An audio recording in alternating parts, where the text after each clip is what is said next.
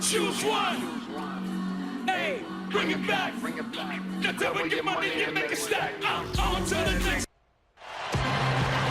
Welcome, everyone, and what a game we have for you tonight. Kevin Harlan here, along with Clark Kellogg and Steve Kerr, as we get set to bring you NBA action on 2K Sports. For the Miami Heat, they won their last contest, that game against Denver. Boy, they were so good offensively in that game. Seemed like they had an open.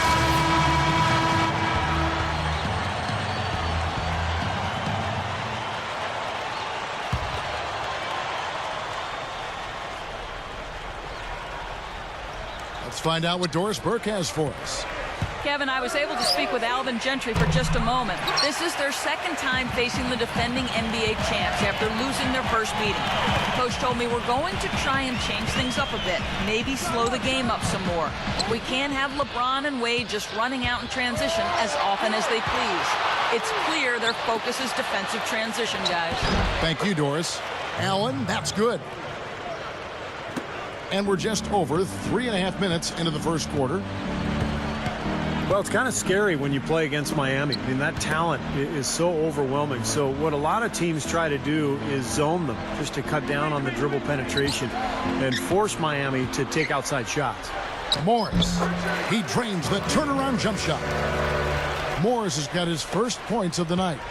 You know, you can give a defender a lot of trouble if you're consistent with that turnaround jumper. It's almost impossible to block.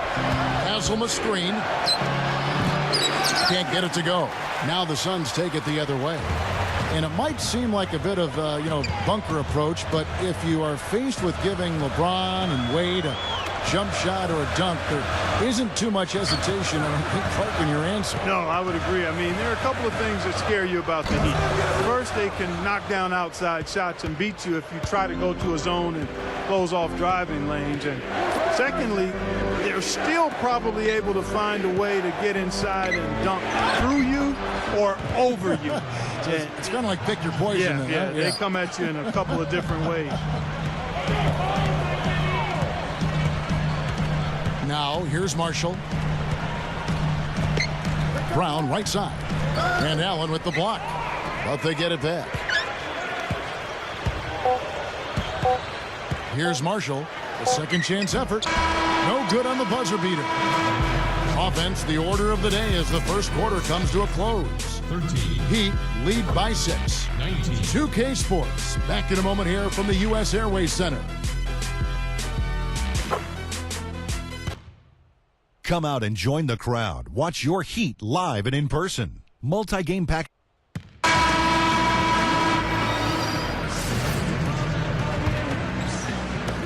For the Phoenix Suns, they come into this one following a loss to the Lakers in Los Angeles. And you look at the stat sheet from that night. I mean, the turnovers were just glaring. No way you're going to give up the ball as many times as they did and still win. Well, not unless you play an even tougher brand of defense and force even more turnovers on the other side. That's the only way you're really going to be able to counteract giving the ball to the opponent at your end. Markieff Morris is out there with Jermaine O'Neal. Then there's Dragic. Then there's Beasley. And it's Marshall in at the point guard. So that's the lineup on the floor for the Suns. Some changes for Phoenix. Haddadi's checked in. And it's Brown in for Marshall. Well, I really like what I saw out of Markieff Morris last year in his rookie season with the Suns. Good rebounder. He can space the floor with his jump shot. Very easy to see why Phoenix chose him. He's a nice fit on this club. Dragic the pass to Haddadi.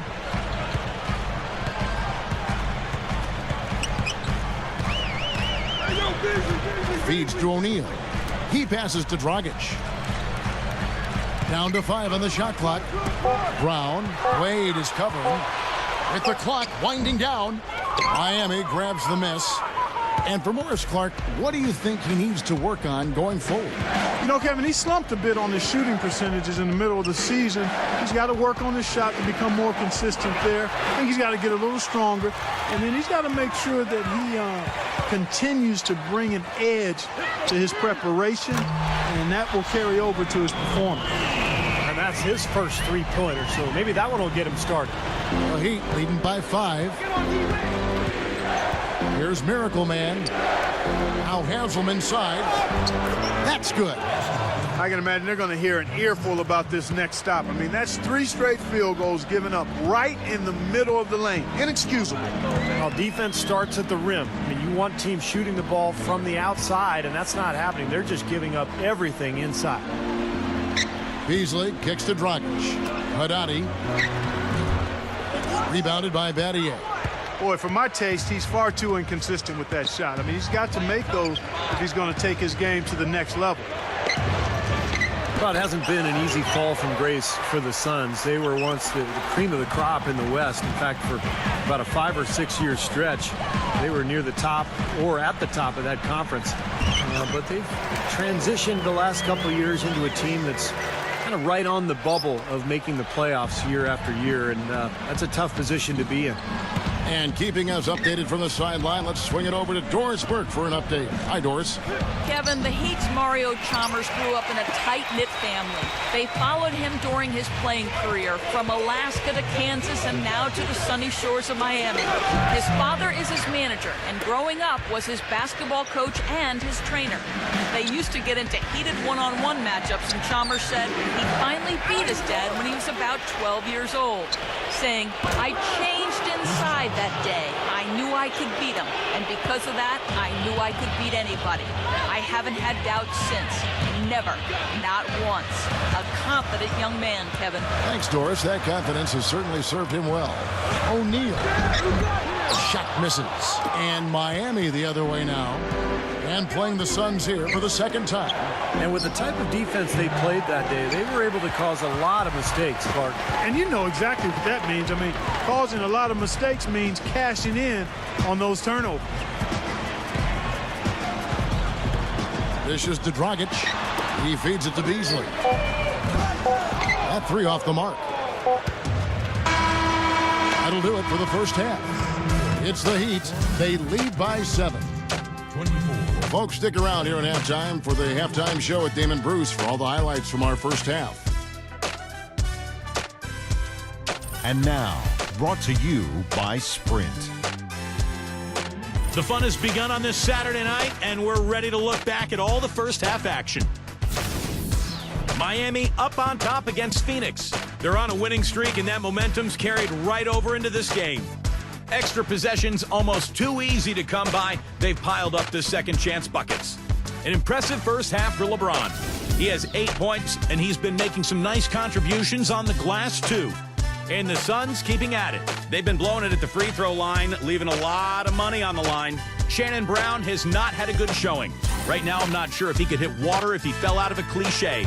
He's shooting under 20%. Time now to get you back out to the game in Phoenix. And so Miami takes this one by a big margin.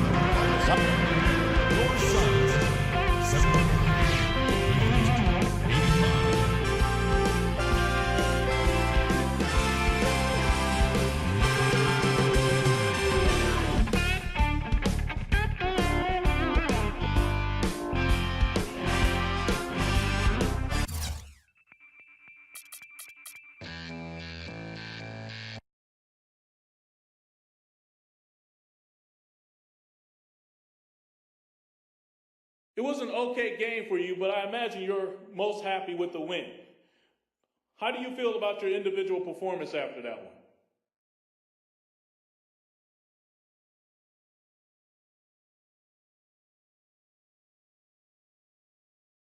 Man, it was pretty weak.